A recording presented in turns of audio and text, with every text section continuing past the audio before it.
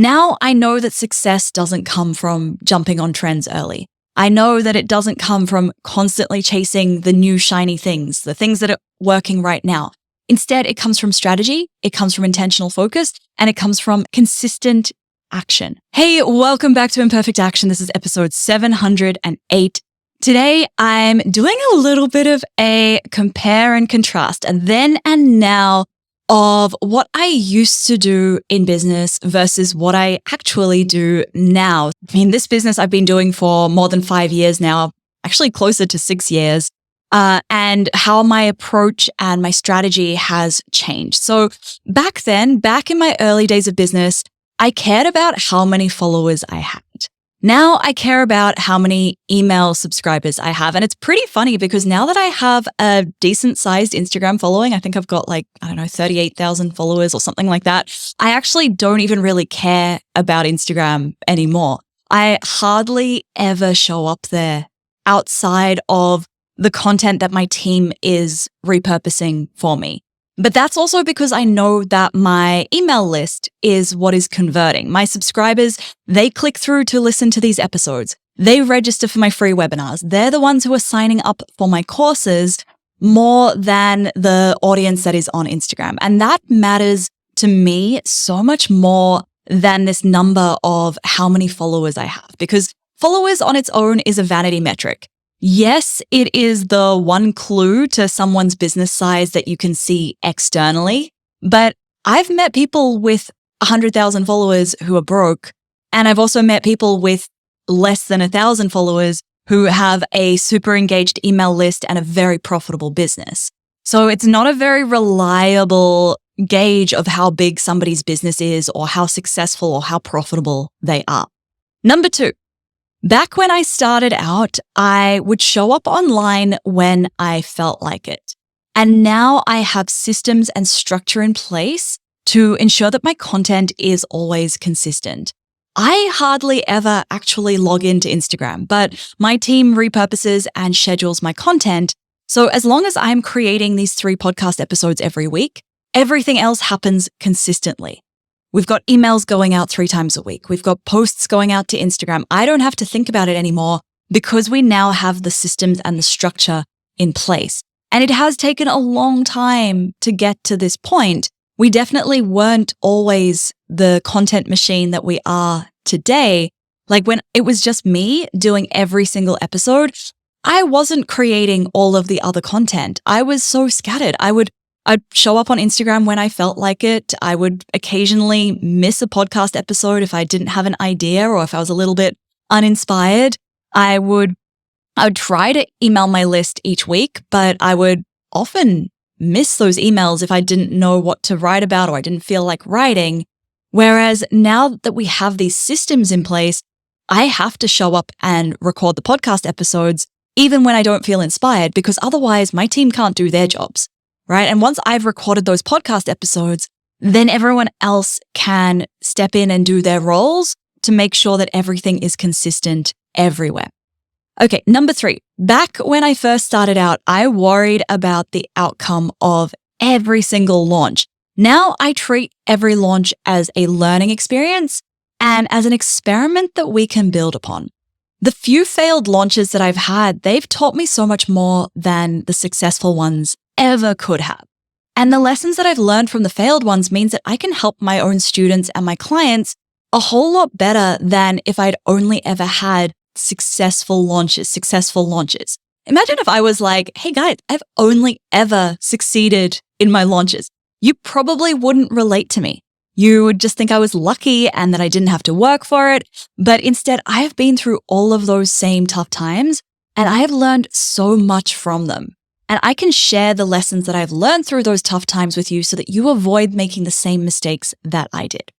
And when my Launch Magic students find themselves freaking out, because yes, launching does bring up so much mindset muck, so much fear, so much imposter syndrome, all of those things, I can empathize with them because I have been there. I've been through all of those things. And by going through those things, I've been able to come up with my own tools and strategies for dealing with it, which I can then share with my students to make that journey a little bit easier for them.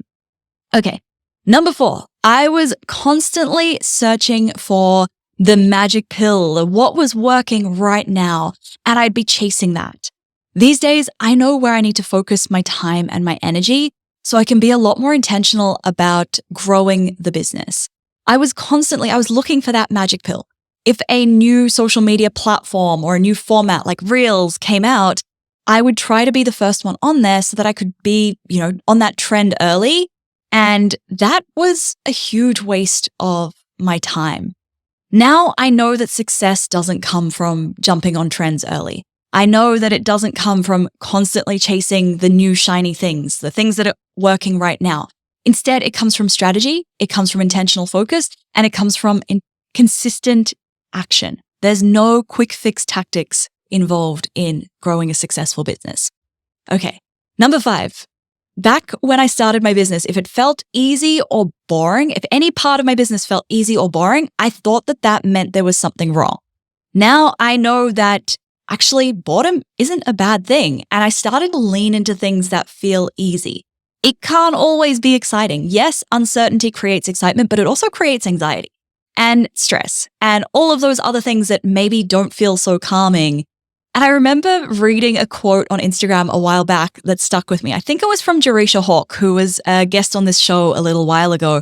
And the quote said something like, "Your business isn't here to entertain you."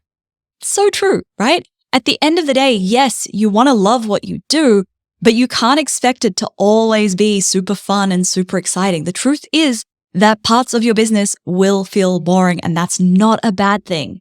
When I first started this podcast, it was so exciting.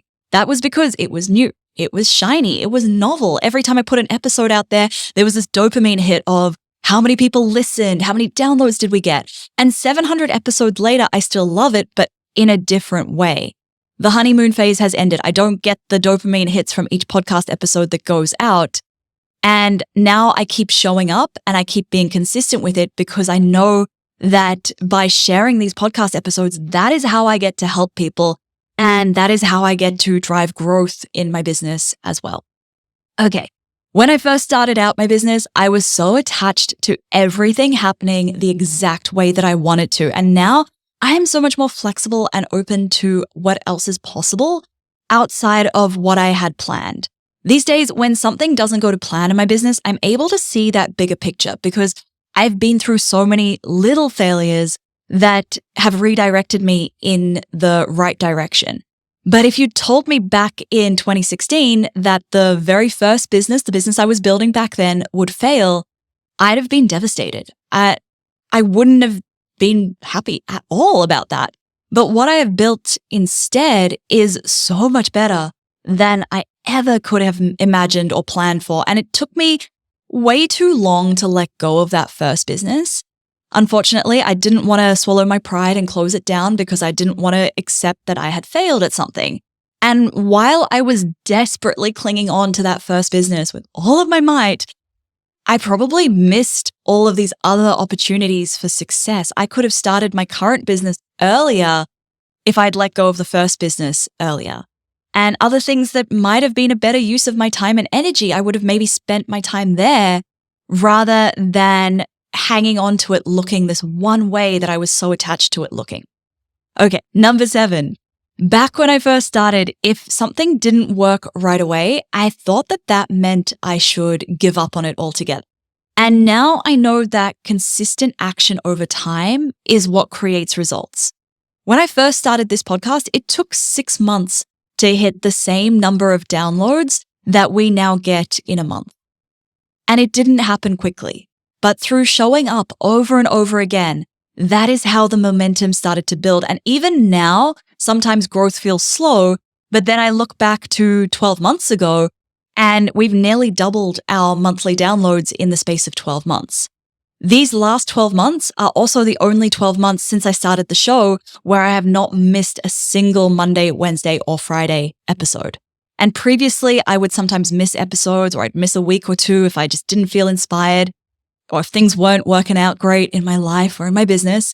But in the last year, I have consistently shared episodes every Monday, Wednesday, Friday. My team has been consistent with the content that we now repurpose from this episode. And so everything has grown. Okay, number 8. I used to compare my business to everyone else's businesses online. And now I know that what you see online is only part of the story. I remember this recently. I was sitting down with a friend and we were talking about somebody that we both went to school with and hadn't seen in a long time, but we follow her on social media. And I remember saying to her, oh, wow, they've such a beautiful family. They're such a good looking couple, such beautiful children. Like they look so happy. And my friend said to me, well, he's been having an affair. And you would never have guessed that from looking at them on the outside. And there have been so many times when you'd look at my business online and it would look like I was crushing it. I was nailing life. And meanwhile, I was miserable behind the scenes for whatever reason. Something might have not been going to plan. And what I've learned is often the people whose lives look the best online, they're the ones who are least happy. And they're the ones who are living for the validation that they get online. Not everyone. Obviously, there are exceptions to the rule, but this is very common. And now I barely even look at Instagram. I follow a few people on my personal account who I actually care about, my friends, those people, but I don't compare myself to other people's businesses because I know that that's not actually an indication of what's really going on. Okay, number 9. Back when I started my business, I worried a lot about what people would think of me. And now I focus on how showing up means I can help more people. What will they think of me when I start a podcast? That is what I had spinning through my head when I started this show back in 2018. And now nobody has said anything bad to my face. Nobody has judged me for doing it yet. Nobody's told me out loud yet. And 700 episodes later, if anyone did judge me when I started, well, guess what? I'm the one who is laughing now, right? Because this show has helped a lot more people than I ever could have if I'd never started in the first place. And it's helping people beyond what I ever believed I could share. As I learn new things in business, in life, I share them with you. As my business grows, I learn new things. I share those with you. And magically, over the last few years, I've really stopped caring what people think as much. I have learned, let them think what they want to think. If they're judging me for doing something, it's probably a reflection of them. If somebody is judging me for starting a podcast, it's probably because they don't think that they could ever do that themselves. Okay, and then number 10, when I first started my business, I would overthink every little detail, every little decision. Now I take imperfect action and I figure it out as I go.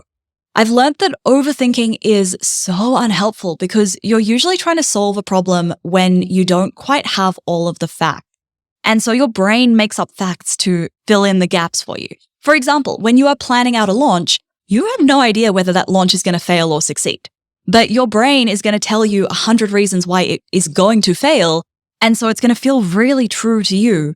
So you don't end up launching. And now your brain's like, yes, I've won. I'm safe. This is your brain trying to protect you from failure, right? Whereas if you take action, you do the launch, now you have facts. You know for sure whether that launch failed or didn't fail. And if it failed, great. You survived it, first of all. You didn't die. And second of all, you can learn something from that. And that is how then you can tweak the launch. You can do it better next time. And that is also how you grow. This applies to every area of your life and your business, not just your launches.